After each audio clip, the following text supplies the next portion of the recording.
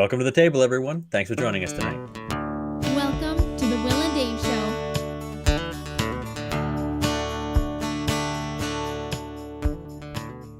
So thanks for tuning in once again to the Will and Dave Show. A quick little content advisory for tonight. We are going to be talking about some of the mental health effects with the current state of the world and the current health crisis. So just be aware of that as we're going into tonight, that we are going to be talking about some somewhat more sensitive topics, and we may get into that a little bit deeper than usual. So just so you're aware. Hey, Will. Hey, Dave. We have a sponsor tonight. Oh, really? We have one sponsor tonight because we're going to focus on one this week. That is Stitched by Susan. The old standby. And she has a request, Will, I forgot to mention earlier. Oh, no. Your mother, if she hadn't married me, she probably would have married a man with a Scottish accent. She has an ask that you would read this ad like Sean Connery, with all respect and kudo. With all respect to Mr. Connery and his family. If you happen to be looking for a quilt, check out Stitched by Susan. She sells the finest quilts, made by hand, all of them. Or if you happen to be a bit of a quilting fanatic yourself, you can check out her patterns at her Etsy shop, Stitched by Susan. And if you don't have those skills but would like to have them, she also sells courses. So check out stitchedbysusan.com.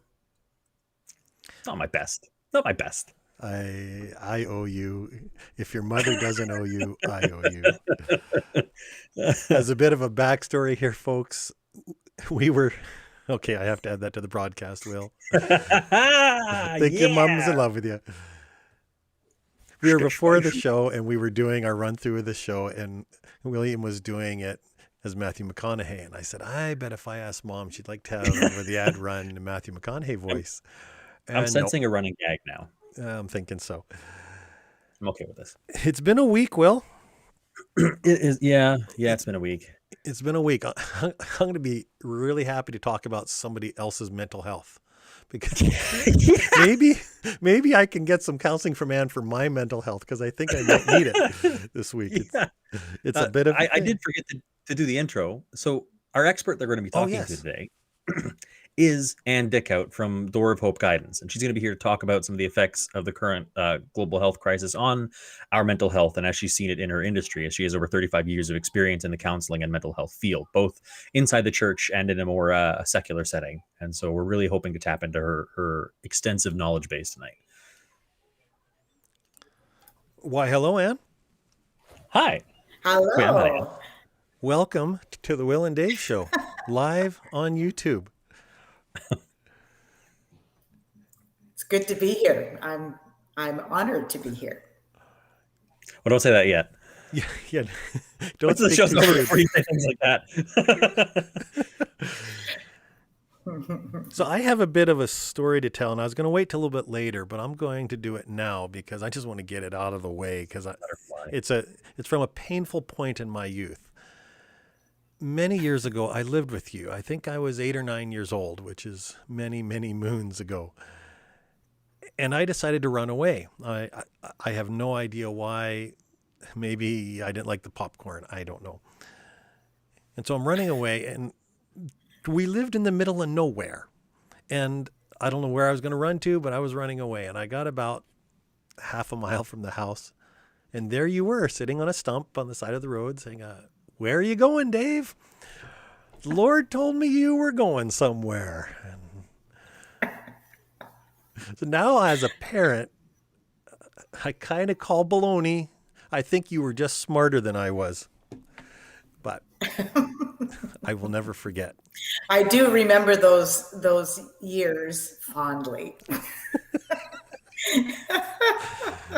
You were quite the little scallywag. See, William, somebody remembers me fondly from those years. Well, I mean, I wasn't really around. I remember the place fondly, though. I do have good memories of the place. Yes. So that we have in common. So we have a bit of a game that we do with our guests, Anne. Because I go on Facebook and I go stalking for photographs. This is you and your lovely husband, or your handsome husband. I don't know what I'm saying. Yes, very rugged. And then I think we have a couple more. If I could get there. Where is this? We were here in Naples, Florida. We were on a Princess cruise. It was a sunset cruise. Okay. And we went out on the boat. There were a lot of people on the boat with us, actually, and traveled out into the Gulf. It was really a lovely evening. I like the sunset. It's very beautiful. Explain this, if you will. Okay, this is a time when I used every technique that I ever give to my clients that come to me.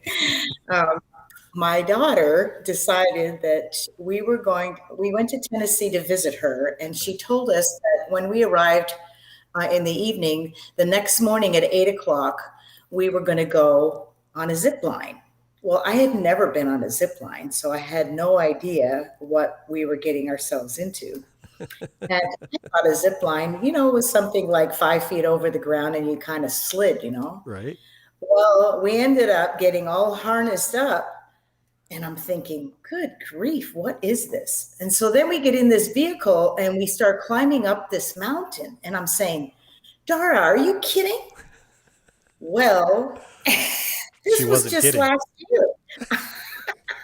So she says, Mom, you're fearless. I always thought you were fearless. I said, yeah, when I was 21. And so I'm standing on this platform that is like way above the trees. And I'm thinking, and people pay to do this? So it was complimentary. Anyway, I just said, okay, I am not looking down. I've seen mountains before, and I hope this is going to be over. She says, Mom, there's 5 of them. I said, oh my. And then she says, and I didn't tell you this, Mom, but when we get to the end, you kind of have to scale down like you scale down on a mountain, when you're mountain climbing, you have to scale down. I said, oh, really? So here we are at the end. I finally get to the end because there was only 2 ways. One way was EMS by helicopter or through. So I didn't have too many options. Okay. So I thought, okay, people don't die doing this. I'm going through it. So anyway, we get to the very final thing. And I said, so what happens here? She said, well, you stand on the edge and it's kind of like a fireman's pole. And the gal is going to just help you and you're going to go down on a cable. I said, oh, okay. So the woman kind of pushes me off and down I go. I don't know how many feet it was, probably 75 at least, Yeah, so that was quite the trip. I'll never forget it. Well, I have a lot of history with you, Anne, and I will never forget. A number of years ago, I was in Florida, and we came to visit you. And you met us at the door with a 9mm in your hand. Because it's Florida. And Anne comes to the door with... And I can't make this stuff up, William. She showed up at the door with a 9mm. And she said, I just wanted to show you that I own a gun.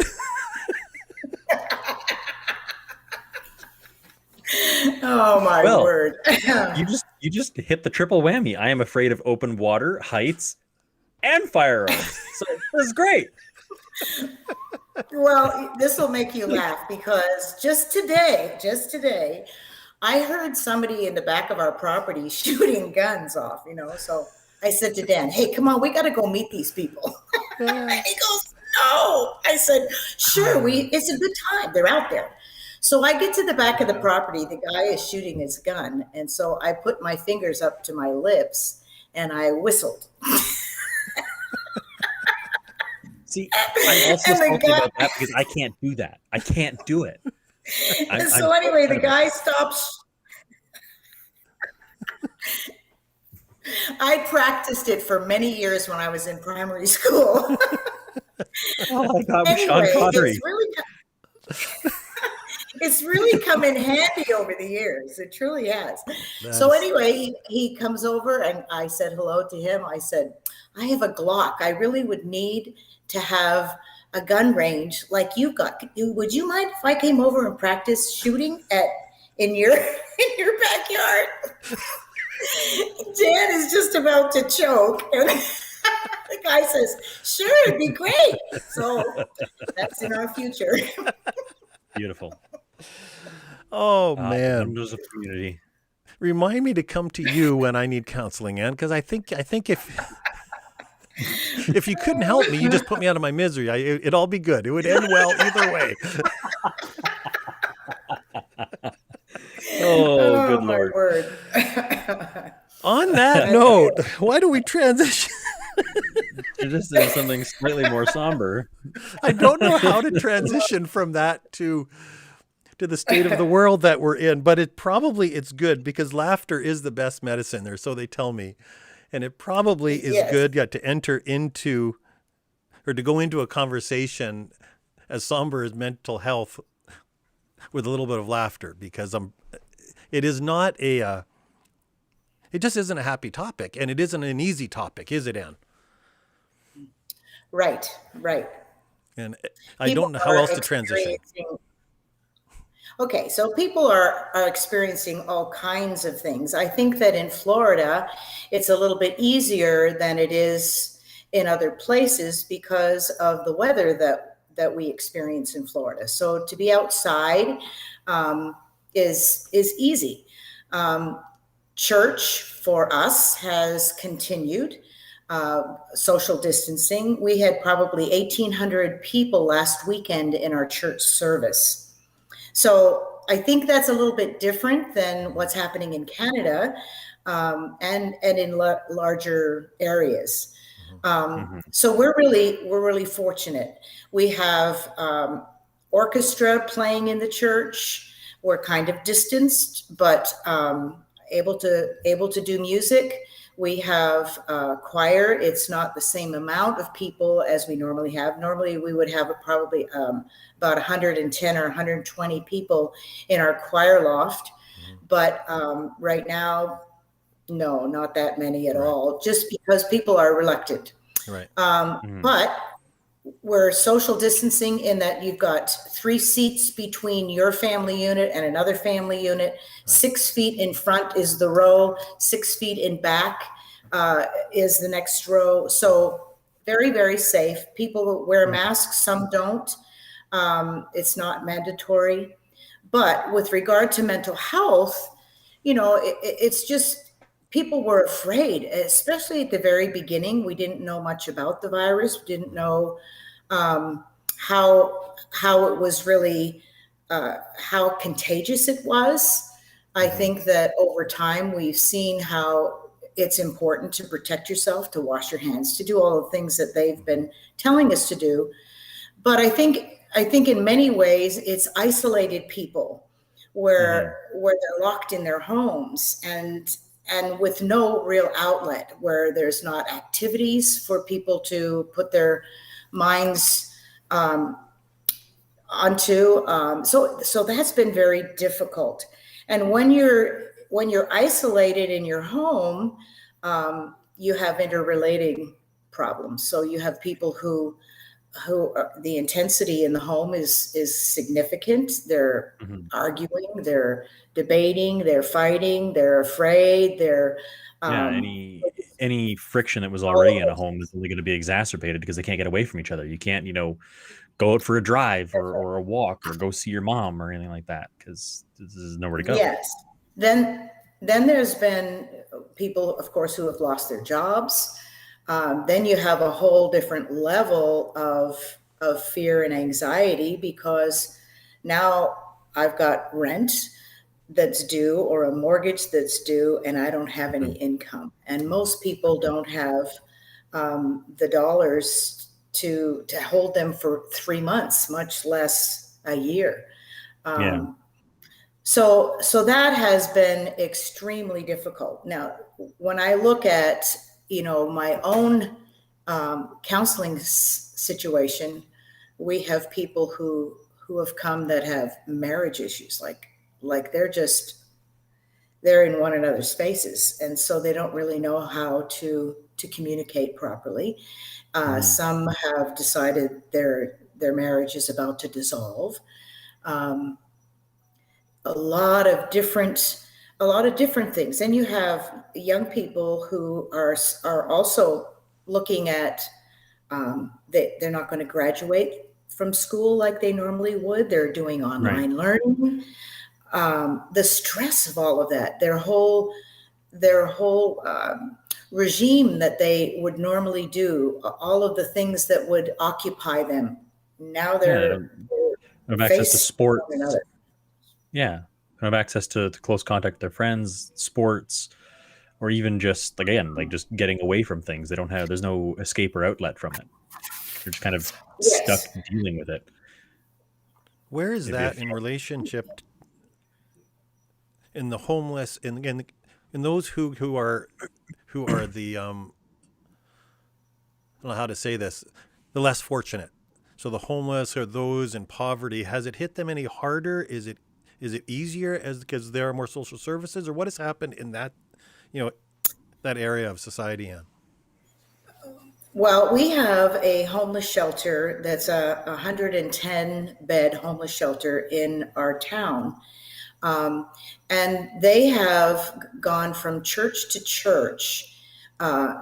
They have really poured out. Many of the people that run that shelter have also provided food for people. So our church has, it's not as much right now, but probably in the last 6 months, I know there was 1 week that we handed out 8,000 meals to people who came and drove through a car line to have groceries put in the back of their truck. So I take it that's an abnormal number. That's not the usual. Oh my word! No. You don't usually see that kind of number. They would come every week, and our parking lot is quite large. It would wind all around and go right out onto the main street. As they would wait, some of them would wait 1, 2, sometimes 3 hours just to get through to get the groceries. See, I think so. Yeah. Terrible. Yeah, I want to throw back quickly to when we were talking about inside the home, how there's less outlets, less being able to escape if the home situation isn't particularly healthy. Are we seeing any kind of what's the word I'm looking for?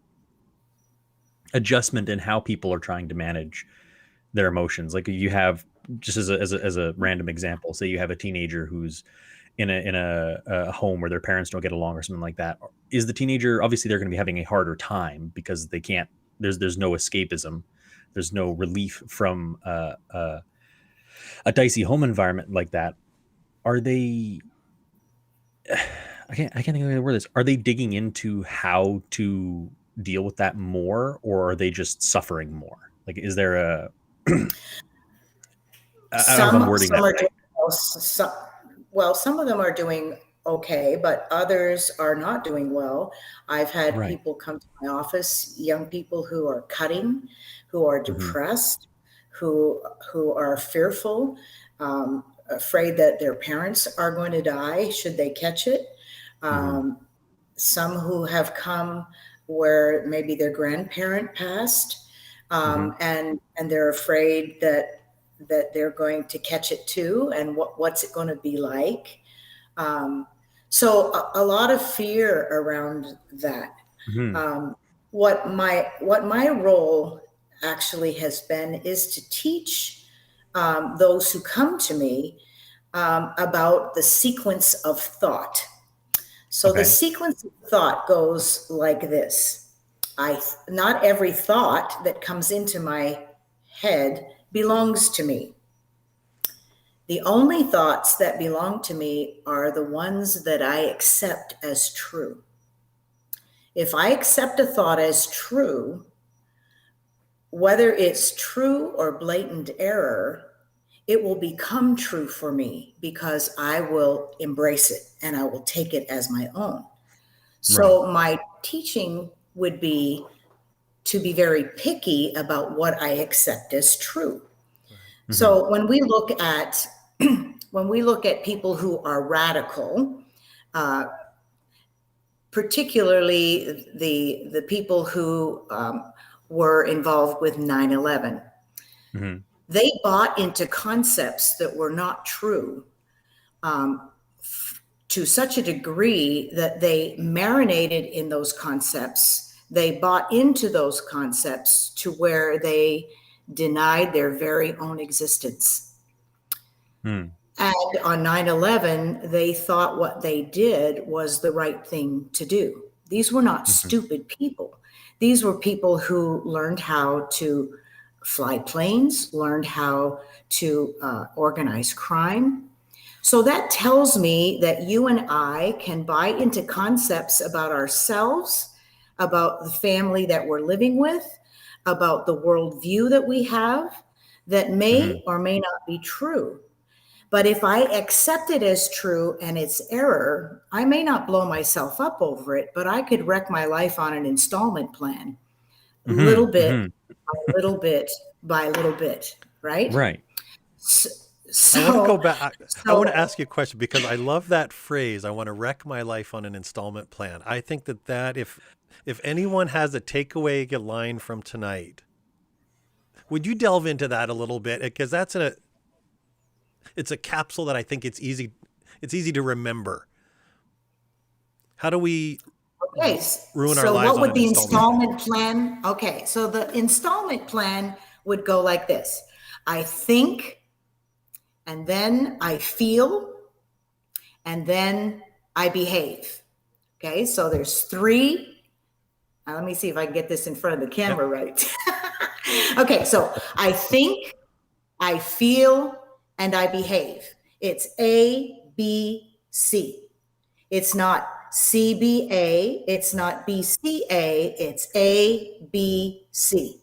So a perfect example of that is if I think about a hot caramel sundae long enough, I'm going to feel like one. And then what am I going to do? I'm going to go get one. And so depending on how many times I think about it, I'm going to find that the feeler has memory.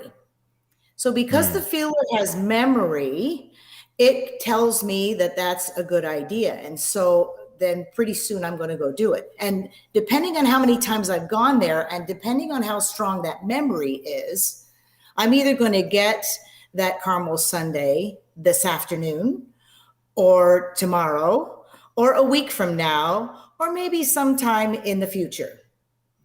So when you look at addiction, which is something that is very prevalent with coronavirus and all, I mean, addictions have risen to a great rate. How did somebody become an addict? They were not born an addict. What did they do? They began to self-soothe with a drug or with alcohol, and they repeated it. So that was a guaranteed mood change.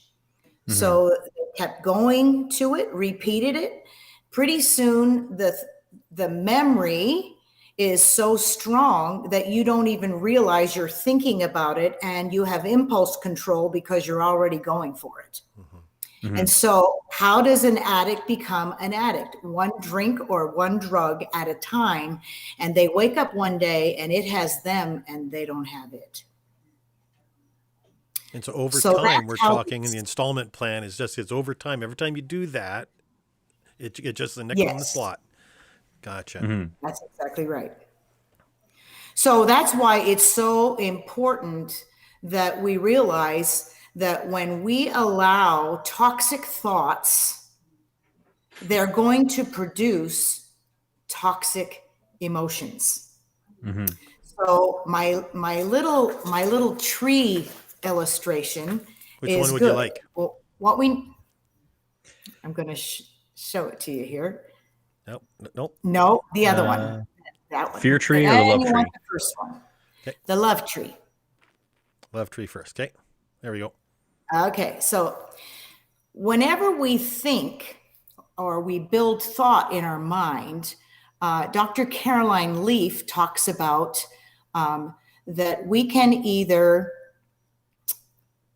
are wired, let me put it this way, we are wired to love. God created us to love, but we've learned to fear. So if you look at it as a tree and you look at the root system that produces the tree, we need to see that there's a domino effect. And the domino effect is initially we will have healthy thoughts.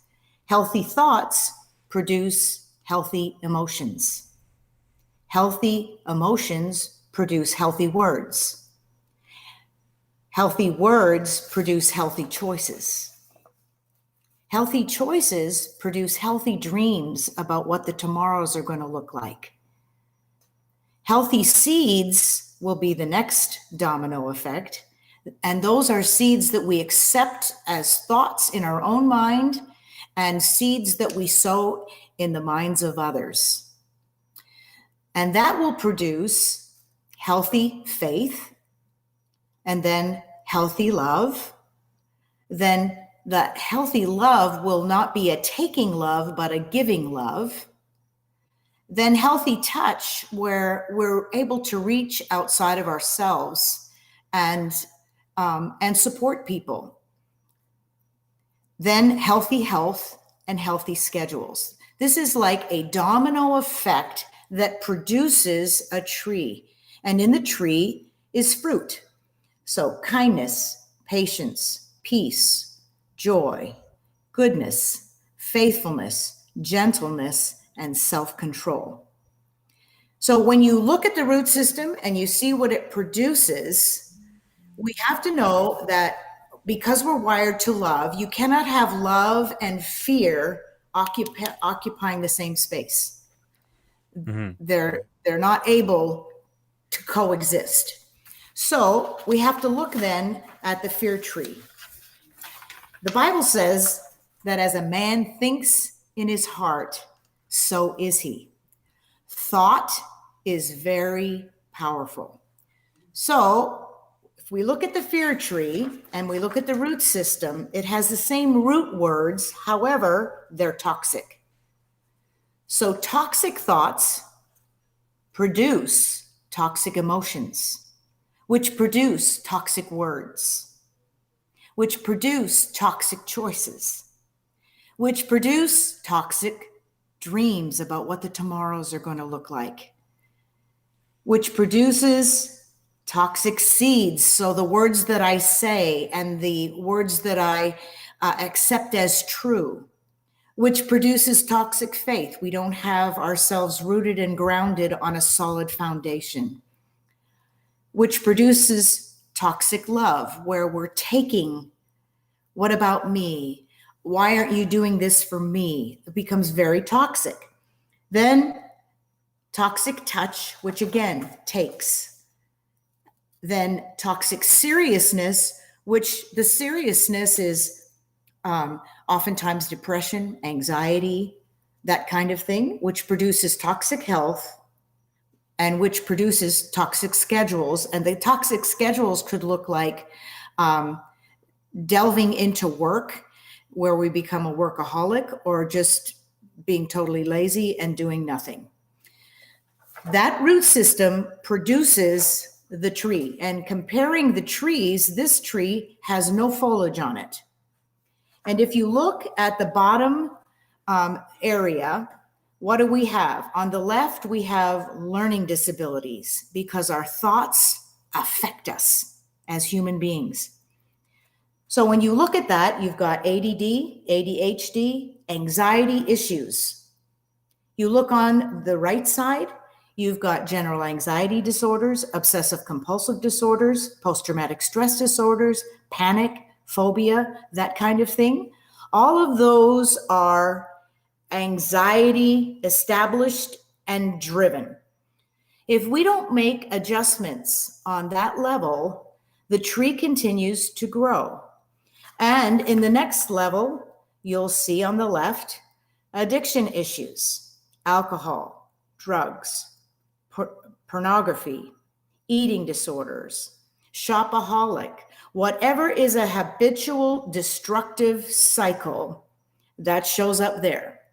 On the other side, you have diagnosed mental health disorders. If we don't make adjustments on that level, the tree continues to grow and it shows up in the body. And in the body, it shows up possibly as degenerative disorders, dementia, circulatory issues, central nervous system issues, immune system issues, migraine headaches, cardiovascular system, and digestive systems. So it is very important that we become aware when we are thinking toxic thoughts, because they are going to produce toxic feelings, which are going to produce toxic behaviors. So if you look at all of that, I've had people come into my office and say, well, I live in the toxic. So what do I do? So I'll say, okay, you need to become mindful of when it's toxic. And when it's toxic, on purpose, make it healthy. On purpose, make it healthy. Well, some people have been unhealthy for so long, they don't even really know how I could make it healthy. So I'll say, okay, so maybe I could say something like this. Okay, so I get this toxic thought in my mind that says, if I was this, I wouldn't be that. And if I was that, I wouldn't be the other. And I'm not any of those. And so, and all of this talk in my own head. I will say what you want to do is arrest that thinking. Stop it in its tracks, and then on purpose make it healthy. And making it healthy could look like something like this. I'm not where I used to be. I'm not where I need to be, but I'm okay and I'm on my way. And just doing that, when you begin to think healthy thoughts, you can actually feel the toxic drain, because we're wired to love. We're wired to be healthy. We sabotage ourselves so many times. Well, yeah, in the sense that, like, as you were saying, with negative thoughts, you feel negative, you have negative thoughts turn into negative feelings, turn into negative actions. In the same sense, if someone is so used to being negative or to having toxic thoughts, it's going to feel irregular. It's going to feel false when you arrest that thought. But if you do it enough times, you arrest it and replace it with a healthier thought enough times, that becomes the new norm. In the same way that you've learned a toxic behavior, you can unlearn the toxic behavior. It will feel weird at the beginning. It will feel, I don't want to say unnatural, but it will feel like you're faking it. But if you do it enough times, it takes root. Yes.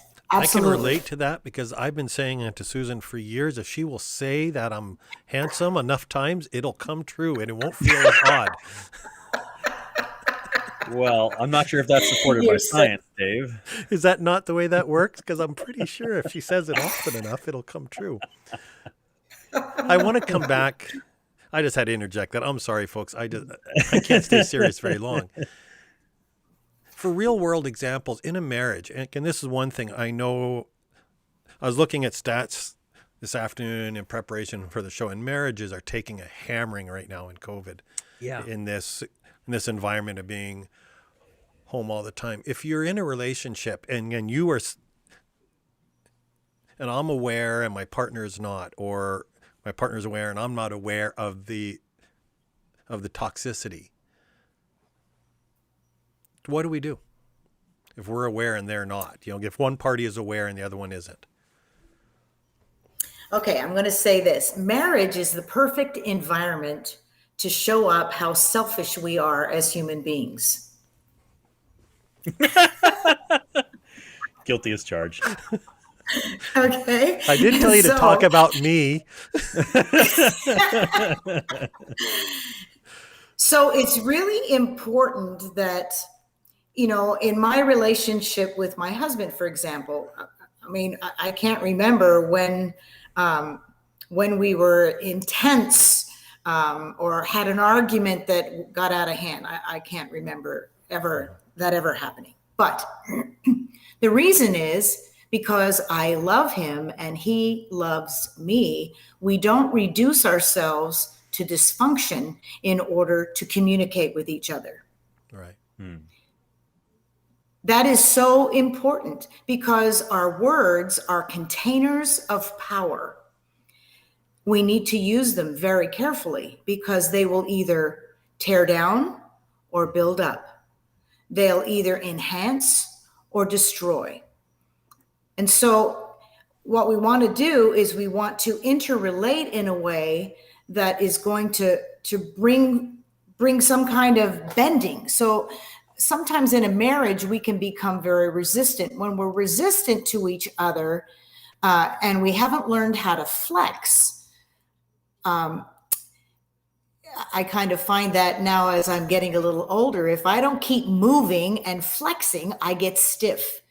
So when we when we don't flex in a marriage, we get stiff and rigid in our own way of doing things. Mm-hmm. I've done it this way forever, and I'm going to keep doing it. Well, that's not any way to interrelate with one another. We need to guard our words, but our words are outcomes of thought. Mm-hmm. Right? So where does that all begin? In my thought. So how do you think of your spouse? When he does something that maybe irritates you, are you magnifying his deficits or her deficits, or are you magnifying the strengths? Right. So I don't spend a lot of time marinating on my husband's deficits. And I can tell you he doesn't do that with me. Do we have deficits? Oh, sure. Yeah. But that's not what we focus on. Right. We focus on the things that we can interrelate well together. There's this wonderful bit that I've always remembered. There's a columnist in, I can't remember where he is, named Dan Savage. And he has this term that he refers to as a mayonnaise jar. And he uses it in reference to his partner. His partner constantly leaves the mayonnaise jar out. No matter how many times he asks, they always leave the mayonnaise jar out. And at one point he was getting to him. He was so angry about the mayonnaise jar, but then he looks at all the other things that his spouse does, whatever those things may be. I don't remember the details, but in relation to all the good things his spouse does, the mayonnaise jar is a very, very small problem. Yes, it gets under his skin and aggravates him, but it is a minute deficit relative to all the advantages that his partner brings to their relationship. And so he turned it in kind of like a term when he was, as a columnist, people would write into him and he'd be like, is that a mayonnaise jar problem or is that a real problem? And yeah. Good. Well, something that I have a paper that I wrote on communication skills. I'd like to just highlight a couple of them. The purpose of communication is to get your message across to others clearly and unmistakably. Doing this involves effort from both the sender of the message and the receiver of the message. Mm-hmm. In fact, communication is only successful when the sender and the receiver understand the same information as a result of communication. By successfully getting your message across, you convey your thoughts and ideas effectively. When not successful, the thoughts and ideas that you send do not necessarily reflect what you're trying to say, causing a communications breakdown. The inability to communicate clearly often creates roadblocks that stand in the way of your goals, both personally and professionally. Do you say what you mean and mean what you say? Are you too aggressive or too passive when you attempt to express yourself? So you have to become aware, right? Right. So you can overcome communication hindrances. And this is an interesting way to look at it. So the next time you're speaking to your spouse or she's speaking to you, this is a good tool to use. Stop what you're doing. Look at the person you're talking to. Listen to what's being said. Hear what's being felt. You may not agree, but hear what's being felt. Don't interrupt. Learn from his or her experience. Don't prove your point. Allow the other to challenge your position. Respect the other position. Value your relationship above your opinion. So I'm going to ask right now if we can get a copy of that, because, and I mean this in all seriousness, is that is the basis of this show. It is, honestly. Sure. I was I can listening send it to to that, you, sure. and it encapsulated in a way that we have never been able to say it. The reason for this show, as William and I, we disagree on so many levels, and yet we love each other, and it's not about... Yes. Shut up, Will. It's not about making each other be wrong. Except I like how you voiced it much better than we have. So It's much more eloquently put than we could ever do, I think. Okay, Or there's have done there's in the another past. little part to it. It says there are two foundations on which communication is built. The first is feeling, which results in meaningful conversation. The second is insensitivity, which always ends in estrangement. When you communicate with a person, listen to yourself and evaluate how you're coming across. Remember, if you do what you've always done, you'll get what you've always gotten. Today and tomorrow, I make a choice. Change begins with me. I am accountable for my actions. I am responsible for my attitudes. I control my feelings. It is I who set my limitations. It is I who establish my goals. Purpose and motivation are spawn within my heart. I alone choose what I shall eat, watch, touch, and listen to. I alone choose my friends and the people who influence me. In a very real sense, I am what I choose to be.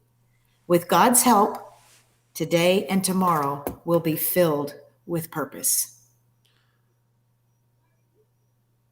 So I hear that, and I think of there are so many applications for that in a marriage, in a relationship in between you and friends. If you're doing that in between a mom and a child, it would act out in the same way. Is there an easier way to word it for kids?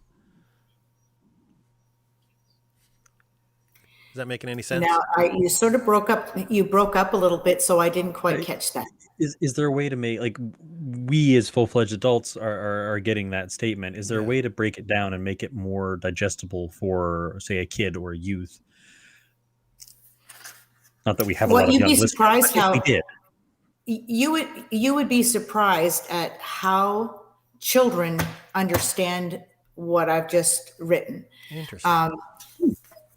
They do. I've had teenagers that have come into my office and they're fighting with their parent or whatever.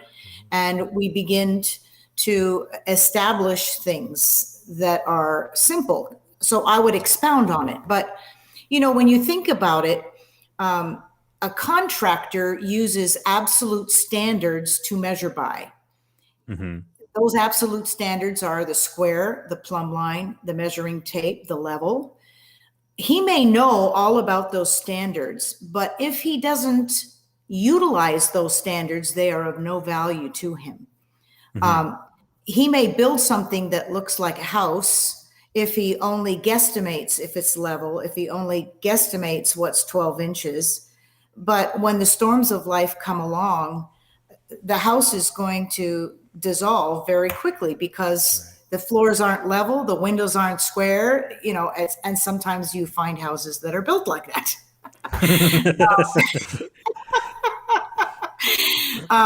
So what we have to establish is what absolute standards do I measure my thinking, my feeling, and my behavior against? Right. And so my perspective is the Word of God is my absolute standard.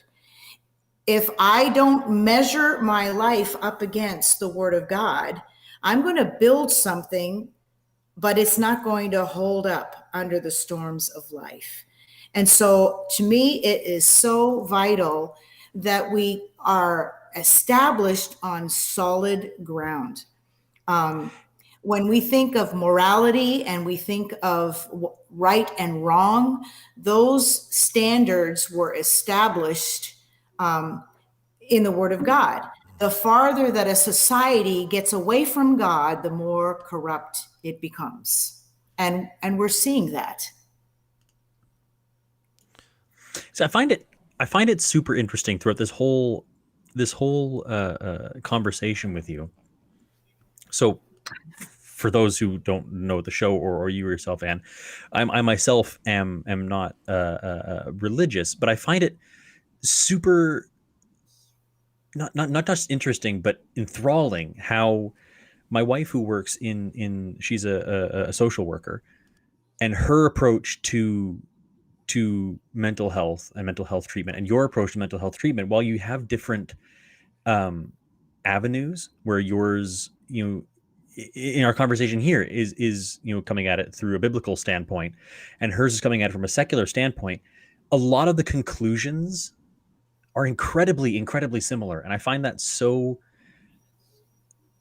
I don't know what the word is, but I find that magical that they are so intertwined, for all the separation that we assume there is between, like, I recognize that I have a bias against biblical teaching sometimes, especially in regards to mental health, because I sit here and I'm like, well, the scientists know better.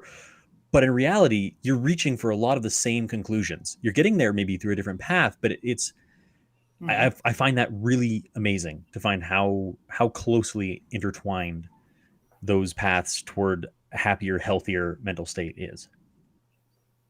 Well, what's interesting, thank you. What is really interesting is when I worked in adult felony drug court here in Florida, I worked with, we had probably 150 criminals that were mandated for treatment under the supervision of the courts.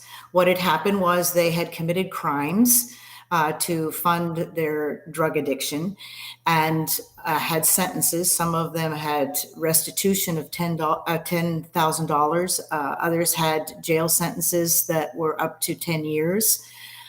Those sentences were suspended pending successful completion of drug court. Drug court would last anywhere from 18 months to 3 years. And sometimes I would be watching television in the evening with my husband, and I would see one of my patients on Florida's Most Wanted. So hence the block.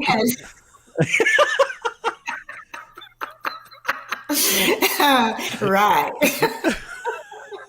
No, actually, what's amazing though is when you see mental health, having worked in mental health for many years myself, the medical model, it has its place, but mental health and the psychotropic medications that are given to patients, the psychiatrists themselves will tell you it is not a cure. Oh yeah. So I'm not even talking medication. I mean the process and the discussion around mental health that you're having, like your roots and your fruits and all these things. It's a secular teaching of mental health may use different terminology, but it's the same idea. It's different words to describe the same concept, and I just find that really engaging. Yes, the principles are solid and true. Mm-hmm. And what was fascinating to me was when I worked in drug court, because many of the people had been chained in addiction for years, mm-hmm. and were convinced that they could not recover. And so my role was to convince them that they could. Right. And wow, I still have patients that call me, and some who have had difficulty. Some of their family members come trying to, rationalize where things are at any given moment. So what a privilege to be able to be there and support someone that's struggling. It's just an honor. I just want to say, I want to interject that I should get some credit. No. Those months that I lived with you laid the foundation for you moving into counseling and dealing with mental health problems. Oh, yeah. I deserve some credit. And I know that Tim Van Den Heuvel is watching, and he will concur that anybody who dealt with me has a foundation for dealing with mental health issues. Yep. I can confirm that. Yep. I remember one time, David, that was in particular, where you were supposed to put wood in the wood box and you didn't get it in the wood box. And Grandma Betty put that wood all over your bed. Do you remember that? I don't, but I can only imagine. I only have the faintest recollection of Grandma Betty, but I could absolutely see her doing that. Absolutely. She put it all over his bed with, whatever splinters came with it. And when he came in to drop into bed, here was this half a cord of wood on the bed. Beautiful. I want to quickly backtrack before I lose it here, before we end up the episode. I had this wonderful little mental flash while we were talking. You were talking about how a contractor measures and how they have their tools to make sure that the foundation is square and true and solid. And you don't have to put me in the one up, because this is not actually inspirational in any way. But you're talking about that and how we said that some houses are not like that. Some houses are not built with those tools. So in a way, you're kind of like the Mike Holmes of mental health, coming into a crooked foundation and making it right. And I have a picture of Mike Holmes in like a nurse's outfit now, coming and fixing people's mental health problems. I liked it. I just wanted to share.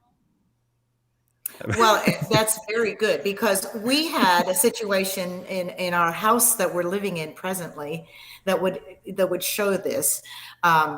We had, it seemed like there was heat in our concrete floor, unusual. I mean, we air conditioner. I don't know why we would have hot in the concrete. And so over a period of time, we noticed that it was warm. I thought, well, maybe the hot water pipe is running there through that concrete. Maybe it's just radiant heat. Until we ended up with a hot water bill or an electric bill that was way over the top. Well, what had happened was, when they built the house, we had hot water from the hot water tank that was leaking down into the sand. Because either on a Friday or a Monday, we're not quite sure, they didn't seal the pipe. And so the pipe let go. They didn't do whatever they do with the PVC. And we had to drill through the concrete to repair that leak. And so sometimes, it's a simple word with someone, but sometimes it's a labor long. And sometimes we equate mental health with people who are a certain socioeconomic or somebody that's educated or not educated. We have people. I had someone who was so distressed they had lost touch with reality, and came into my office. So, and it wasn't that she was not educated. She had the highest degrees available. So we need to be gentle with one another. We need to be kind with one another. We need to think thoughts about one another that are healthy and not toxic. And I want to go back this more seriously. I want to go back to that metaphor with the contractors, because the more I think about that metaphor and the more times I replay it in my head, the more I like it. If you look at it, you could take that metaphor and apply it to kids. if someone raised their kids without Yes. using proper tools and proper things to make the house square and make a good foundation, the foundation's going to be crooked and it's going to be hard for that house to function. And that's not the kid's fault. Or alternatively, if you have a relationship with someone who comes into your life, building an addition onto your house, if they do it without the appropriate tools, you're going to have an addition that has a leak or, whatever other problem. Again, it's not your fault that the addition was built wrong, although you now have to fix it. And you have to get assistance in re-squaring, re-plumbing, rewiring, whatever it is. The more I think about Yes. that metaphor, the more I like it. Wonderful. Remember that mental health disorders tell you something. The thinker is out of order. It's disordered. Mm-hmm. We want to bring it into some kind of a semblance of order. Mm-hmm. So mental health is